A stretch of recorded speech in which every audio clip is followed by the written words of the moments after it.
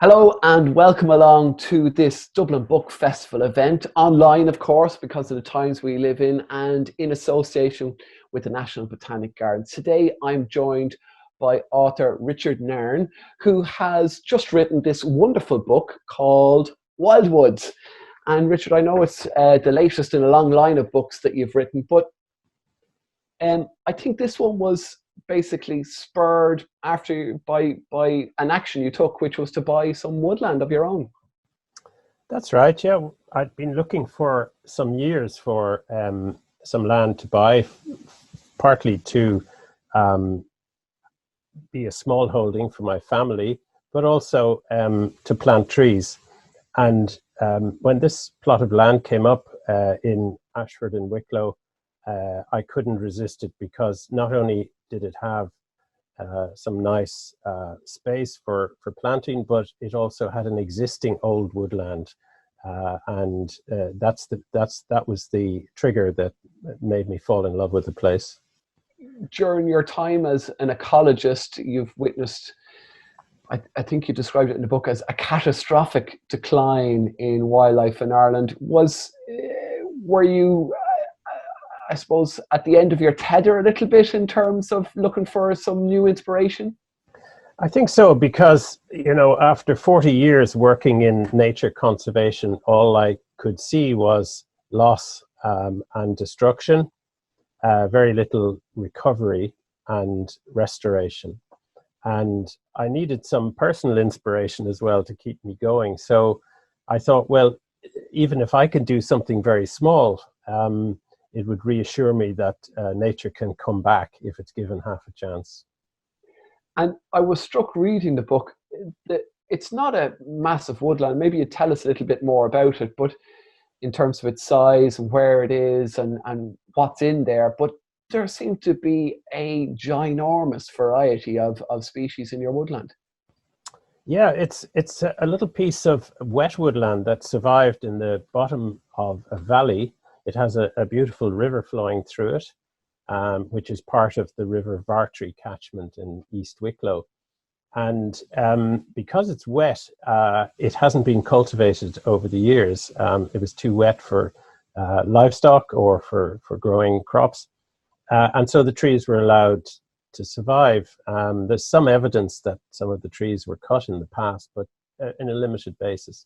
So it's essentially allowed to go wild, and I only own part of the wood, but the wood stretches for about 6 acres altogether. There's a complete mix of native trees. The main ones are ash, alder, birch, oak, hazel, and a whole variety of other native tree species.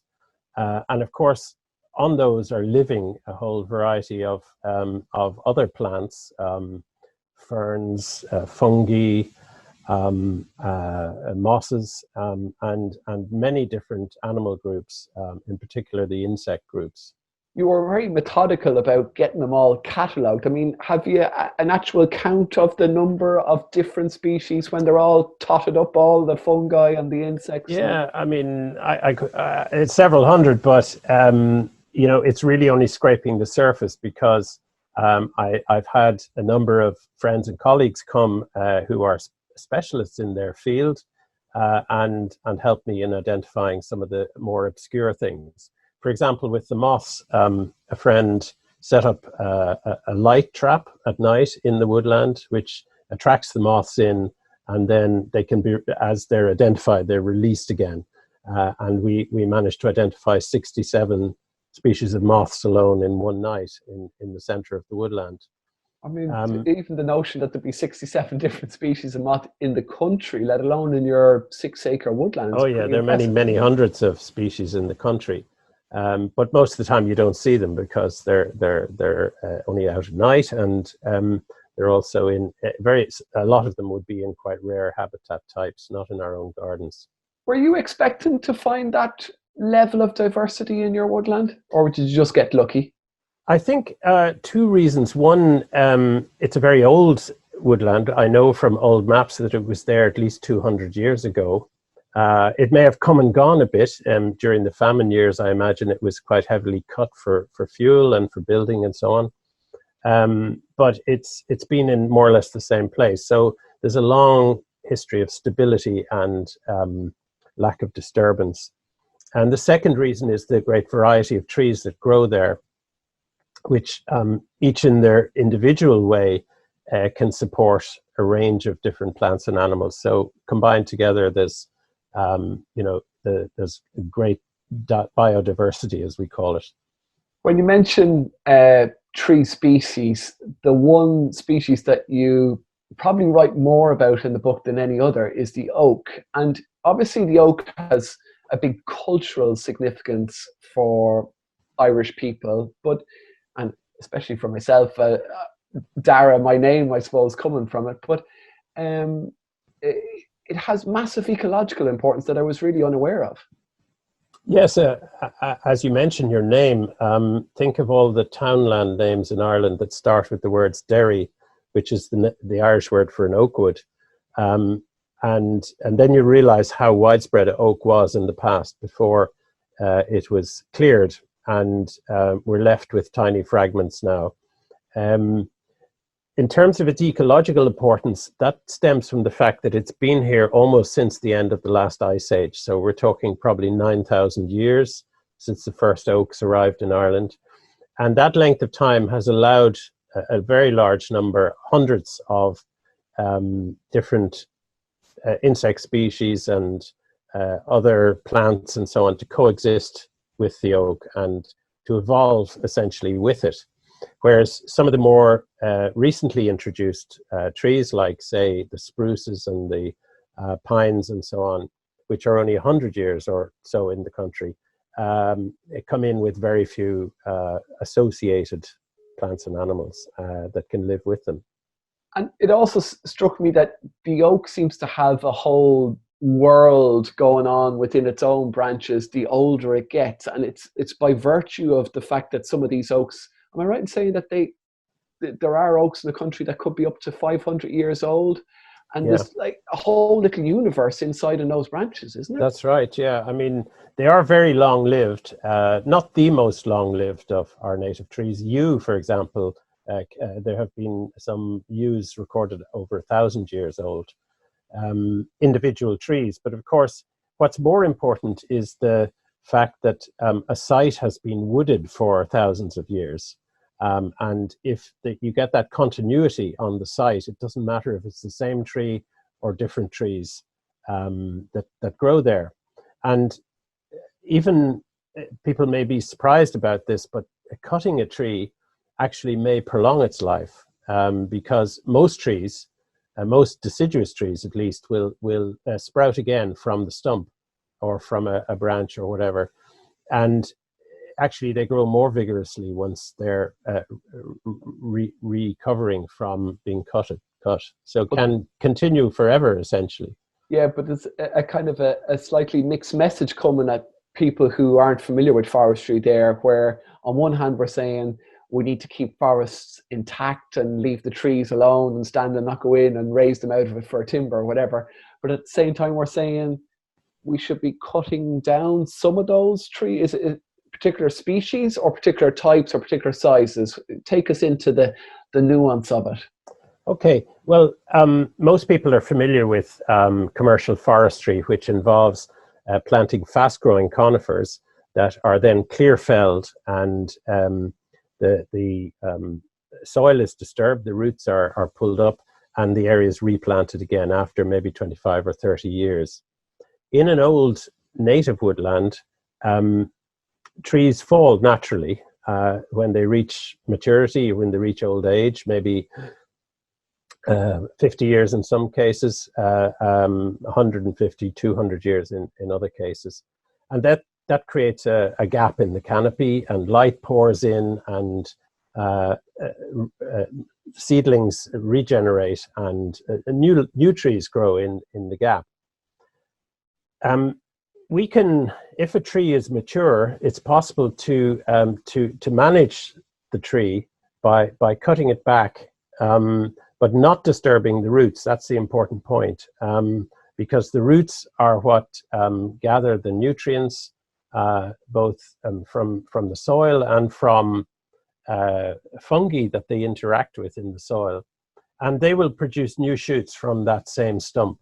And this works particularly well with some fast-growing species like hazel or willow, which can be regularly cropped. And you'll be familiar with as a farmer, with the concept of cropping a plant, but not uprooting it. Sure, but at the risk of sounding slightly cynical, I mean, you get a whole load of little sapling trees growing out of a coppice. Suckers, I think, is that the technical term, or is that that's right. You'd often see it in hedgerows. Yeah. But what use are they? I mean, there's only so many sticks you go hunting your cattle with, and we're not living in mud and wattle homes anymore. So is there a lot of use for that type of timber? Well, if we just look at our own use of them, the hazel is classically the species that was coppiced. And there were, thousands of acres under coppice in Ireland 100, 150 years ago, up to the end of the 19th century. But with the advent of sort of modern materials, imported timber in particular, the market for that declined. And they were used in a huge range of ways, for fence posts, for handles for tools, all kinds of things. If you think back to the days when farming was not mechanized and when it was based on labor, essentially. Sure. And I should say as well that slow-growing trees like oak were also coppiced extensively in this country, but of course the rotation period was much longer. So instead of cutting them every 7 years in the case of hazel, the oaks would be allowed to grow maybe for 30 years before they would be cut.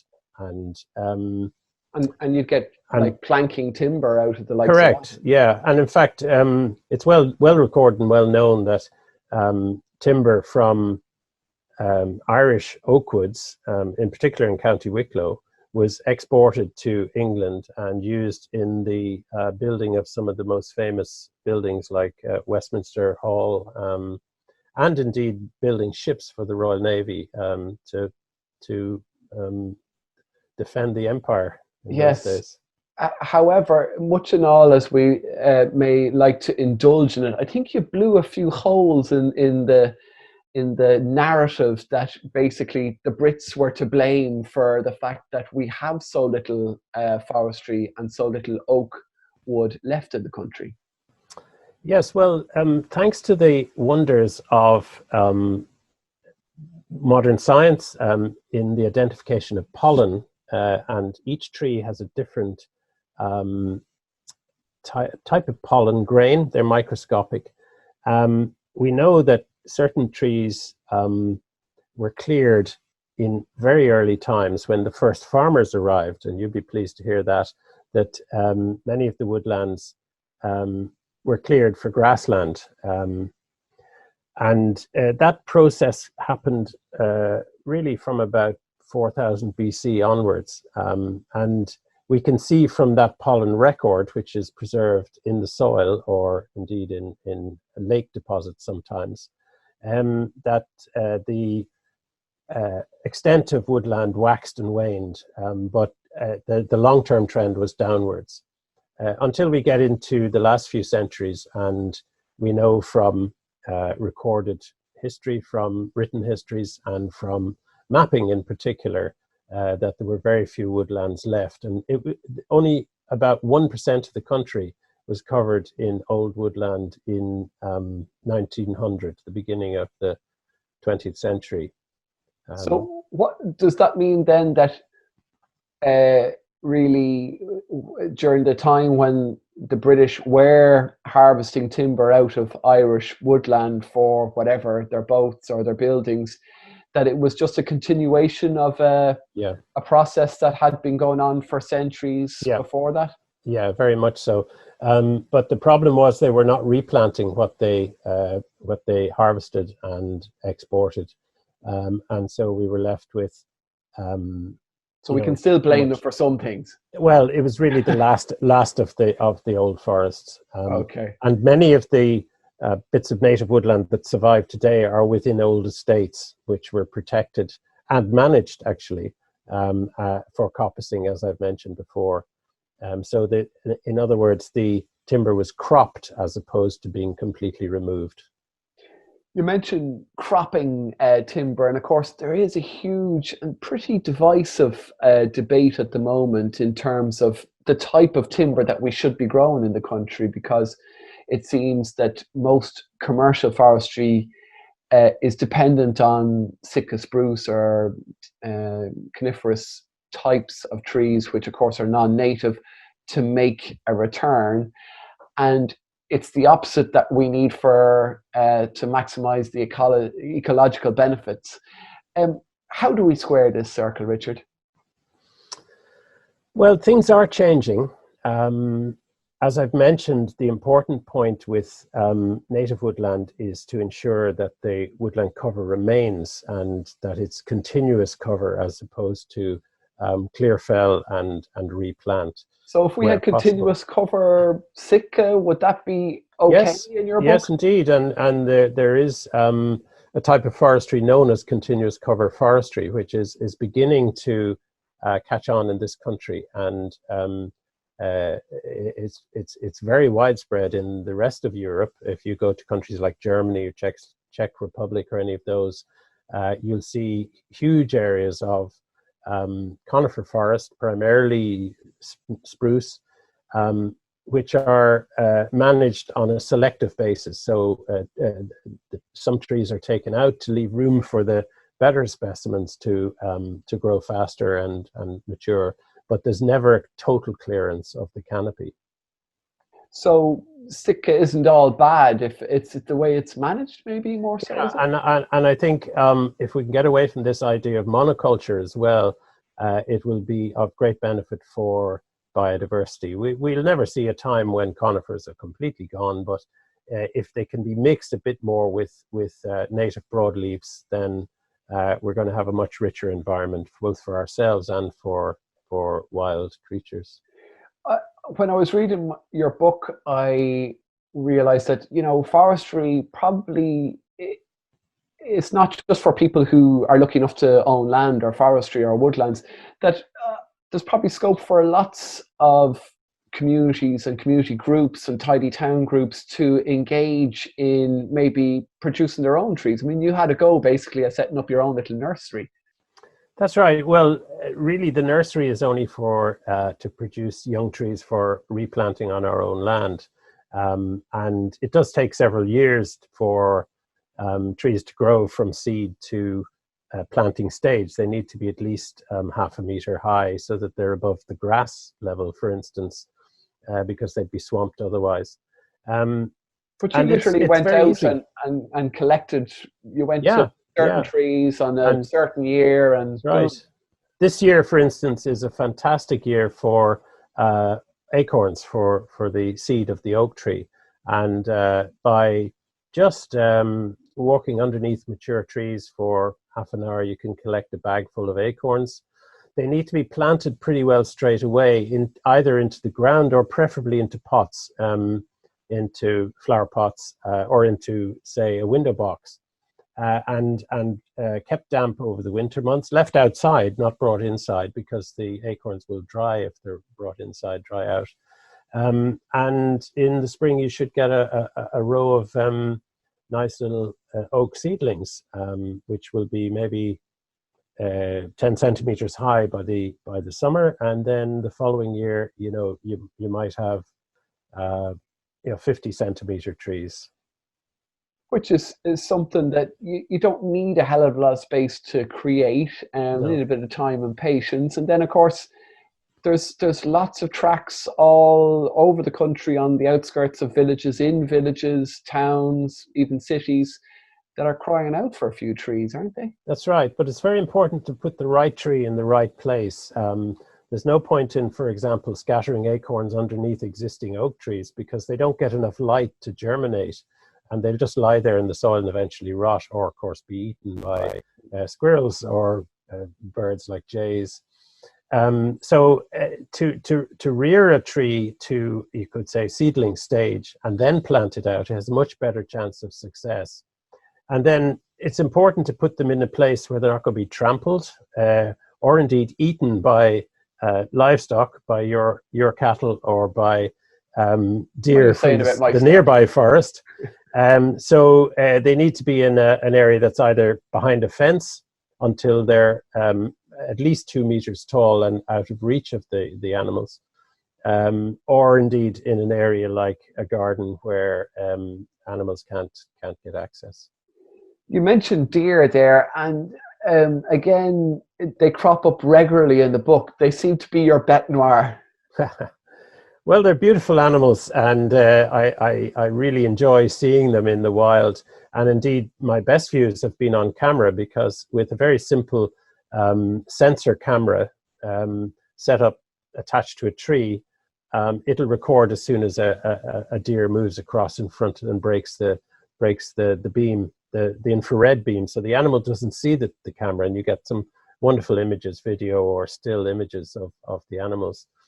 But I'm always a bit anxious when I find deer are grazing in my woodland, because they tend to go for the young trees, the young, as you would expect, tender new leaves, and particularly the growing buds of the trees. So they can really stunt the tree growth.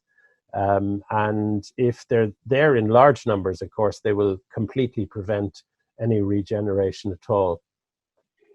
And again, another kind of a hot topic at the moment is rewilding, that we should let large tracts of the countryside literally do exactly that, leave it to its own devices. But I get the sense from your book that if we just walk away from tracts of the country and let nature do its thing, that because of what humans have introduced into the system over the last 100, 200, 300 years, it's not always a pretty thing that happens.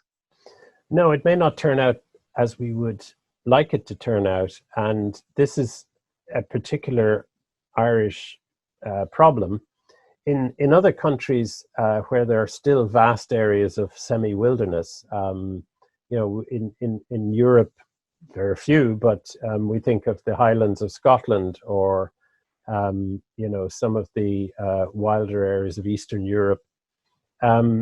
There's some benefit in removing grazing animals, for instance, altogether, and allowing trees to recolonize and woodland to establish and species to come back in. But in an Irish context, as you'll know, land ownership is very fragmented, and there are tiny plots in many, particularly in the western part of the country. And to simply allow one area to go wild,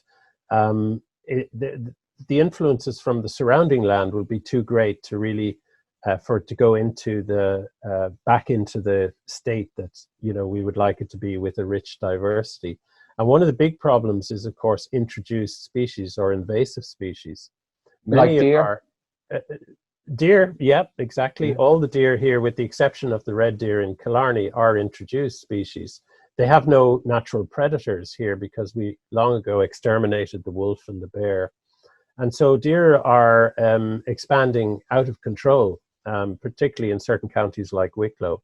And they would simply graze a lot of the young regenerating trees to the extent that we would be left with a small selection.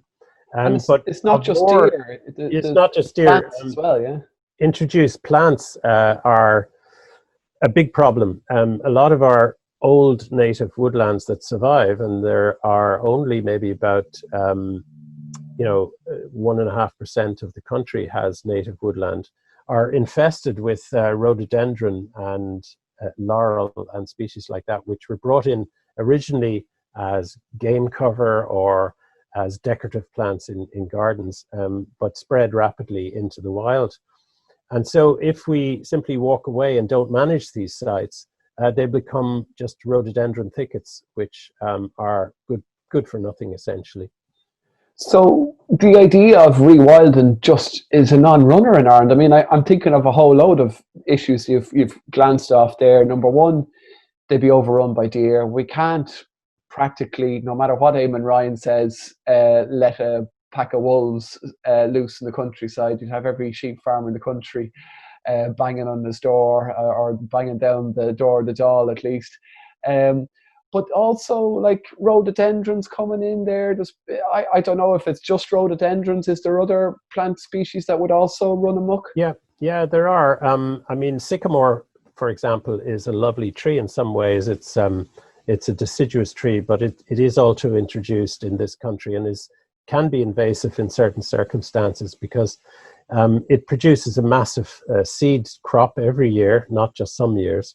And wherever a gap opens up in the woodland or in a hedgerow, sycamore seeds are likely to fall and grow. Sycamore, you could say it's a broadleaf tree, but a lot of people would be surprised to hear that it's an invasive species. I mean, yeah, it is. Before I read your book, I would have probably classed it as native. No. And why is a sycamore? What's wrong with having a lot of sycamores in the countryside?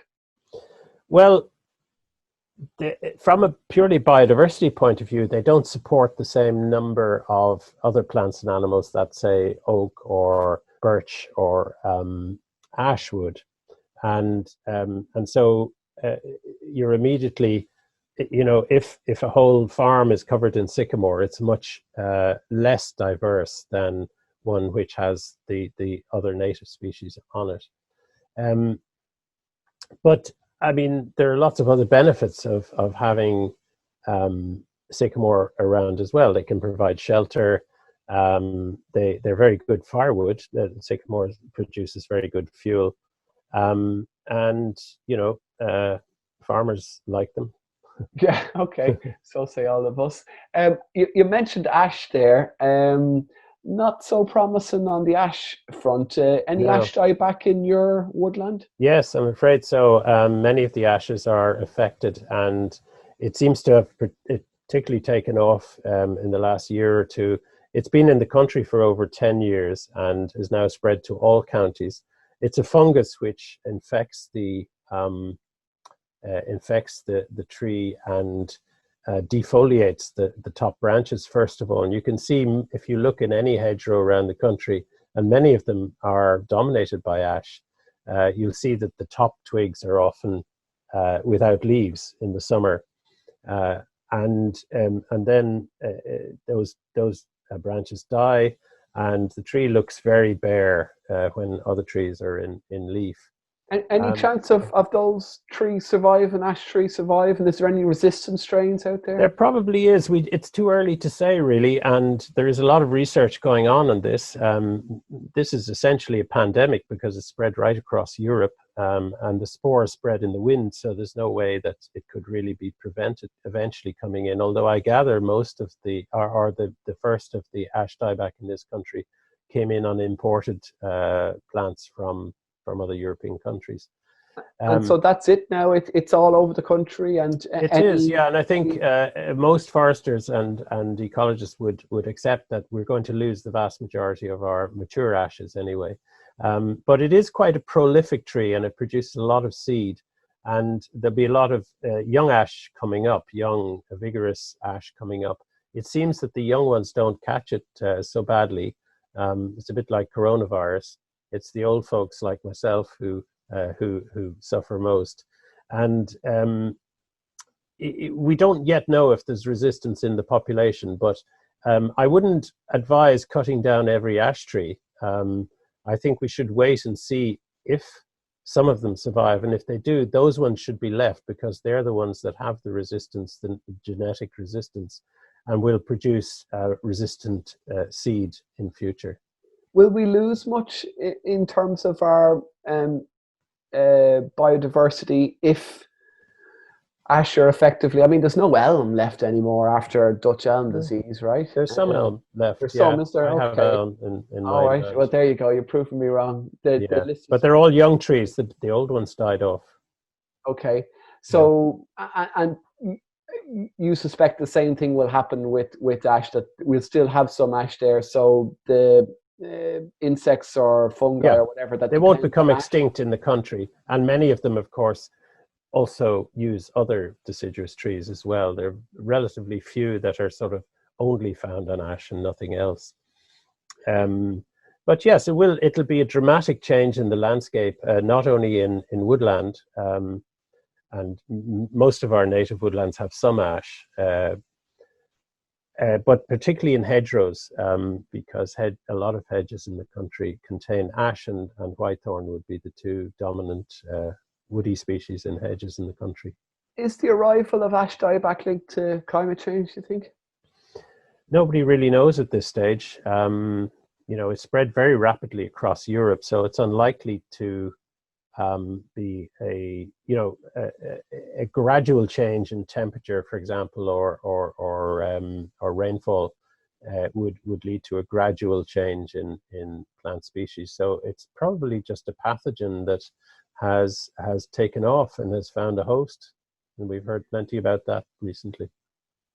I'm changing gear now. You mentioned forest bathing in the book. Are you a forest bather? Do you partake? Well, not formally, but I guess every day when I go in, and to the uninitiated now, yeah, because not everybody might be familiar with what exactly exactly forest bathing yeah, is. you don't get wet when you're forest bathing. There's no nudity, no? It's a practice that has been in existence in countries like Japan and Korea for hundreds of years. In Japan, it's known as Shinrin Yuku, and this involves people in small groups going to spend time in a woodland, and thereby improving not only their mental well-being but also their health. And there's good evidence for this, good medical evidence to show that it can help to reduce high blood pressure and stress, just by simply being in among trees, by being protected by the trees, by absorbing the air in a woodland, and the peace and quiet that people experience when they go inside a quiet woodland, let's say.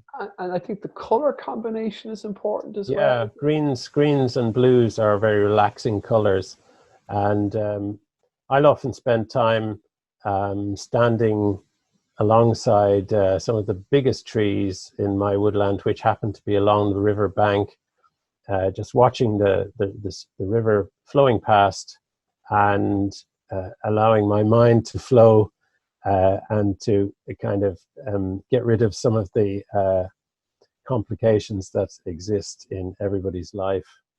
Coronavirus or no coronavirus. That's right, yeah. And the other thing I feel about a woodland is that it kind of envelops you when you go in. It's like sort of diving into a different world. The sound of the outside world is reduced. You don't hear traffic noise.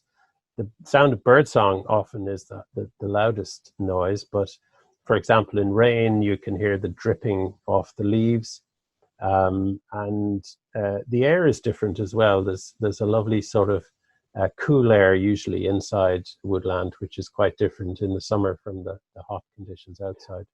And it's not just, the likes of you or other forest enthusiasts waxing lyrical about this. This is actually formally incorporated into, I think, children's education. Am I wrong in saying that, in the likes of South Korea? The whole concept of forest schools actually is a slightly different thing, in that, and that's now well established in Ireland and other European countries, which is an attempt to try and give children an opportunity to play in a more unrestrained way without the use of technology, for instance, and to experience some of the things that I experienced as I grew up, you know, playing in fields and woods and making fires and creating dams and streams and simple things like climbing trees. You know, many of our children today have never climbed a tree or made a swing from a tree or whatever. And these things are now being introduced to children through forest schools, and it's a completely voluntary thing. It's not part of any curriculum, but it's something that increasing numbers of families are taking up. And I suppose it's seen as an antidote to the screen time addiction or plague that's on all our houses. That's right, yeah. Never mind a bit of fresh air and exercise, which is, as we all know, very important for growing children. Yeah, okay. Badgers. As a farmer, I have mixed emotions about badgers. I have to come clean on this. But badgers, you've gone to extraordinary lengths to protect yours. Yeah, we're very lucky that there is a large badger set in the woodland, and I know that it has breeding animals in it because I've photographed the young cubs playing outside the set.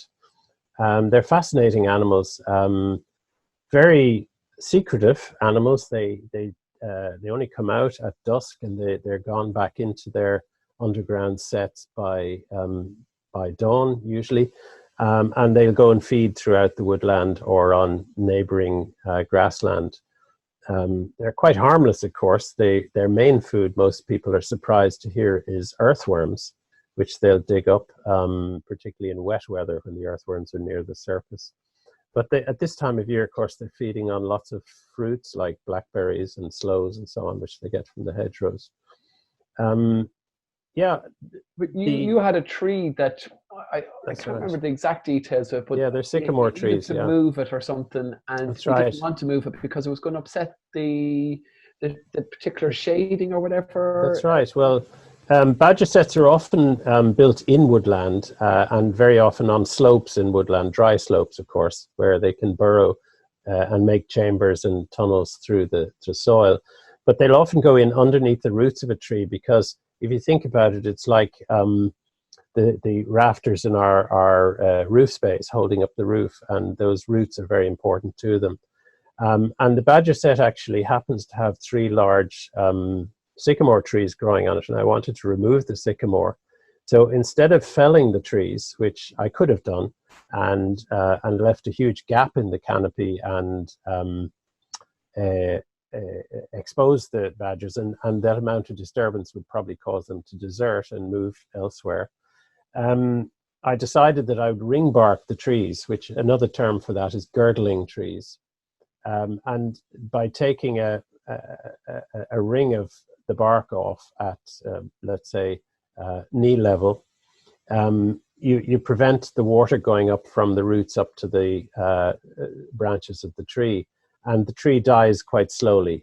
I mean, it sounds very cruel, a long, slow death. How could you?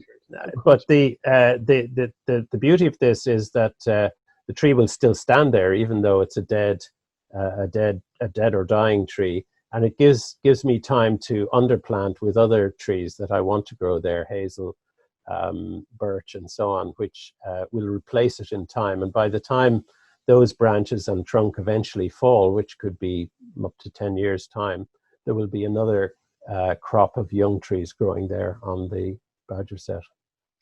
The Department of Agriculture seem to be waging a continual war against badgers on behalf of farmers on the basis that they're the vectors of TB that are plaguing herds all over the country. And right now there's a bit of a spike in the incidence of TB in dairy and beef herds. Have you any thoughts on this, Richard? Yeah, I sympathize with farmers who do have TB because it can be devastating and result in some cases the complete herd having to be destroyed.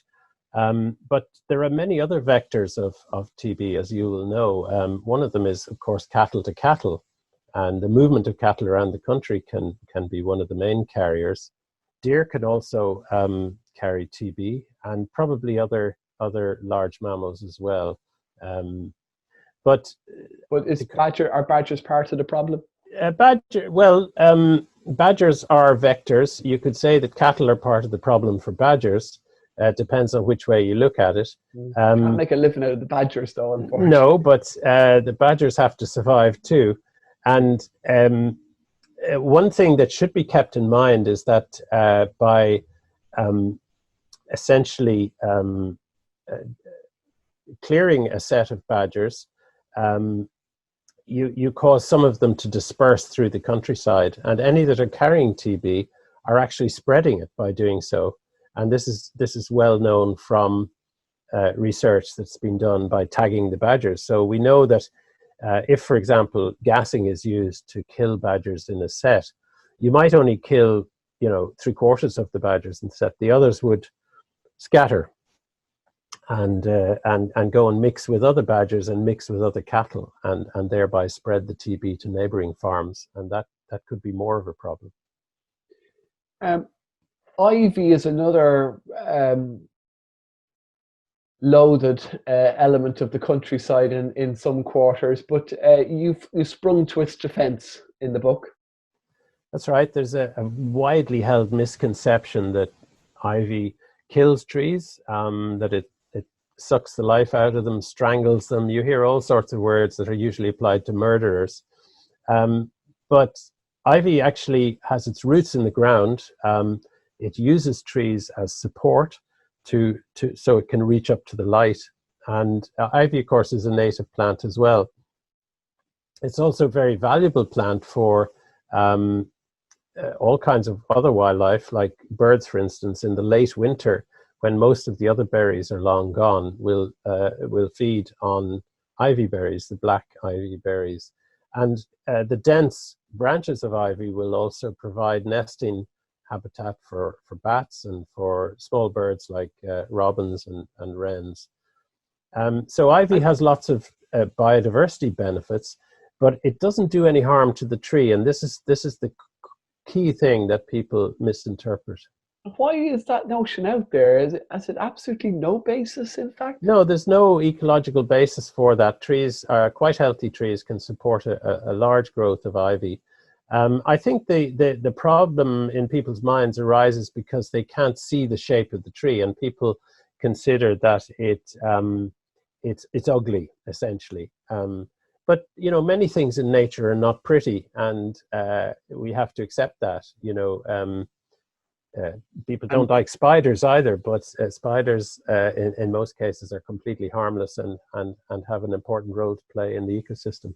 And I think it's one of the things that comes across very clearly in the book is that the fine balance that goes into managing a ecosystem like a woodland or any ecosystem, but to manage it in a way that has maximum benefit for maximum number of species. It's a real balancing act, isn't it? Well, it's a learning curve in my case, because while I understand ecology, I've never really got to grips with managing a place and trying to maximize the biodiversity there before. So it's a work involved too, isn't there? It's a work in progress, really. Some things are not going to succeed. For instance, we might find that planting young trees in the gaps in the canopy is not successful, either because there's not enough light or because they're grazed by too many deer, and we may have to use other techniques as well.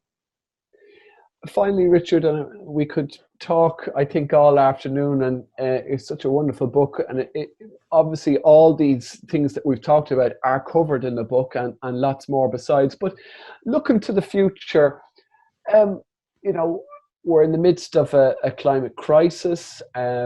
We still have one of the lowest percentage coverage of forestry in Ireland of any country in Europe.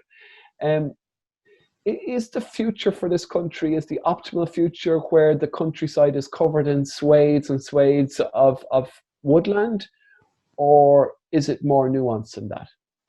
Oh, very much more nuanced, I think. We're looking at rather specific areas, like, for example, some of the cutaway peatlands and blanket bogs in the west and raised bogs in the Midlands, which are no longer used for turf and for peat moss because they have little or no peat left on them.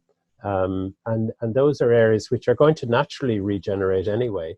There are many new young birchwoods around the edge of these bogs. And I think there is fantastic potential for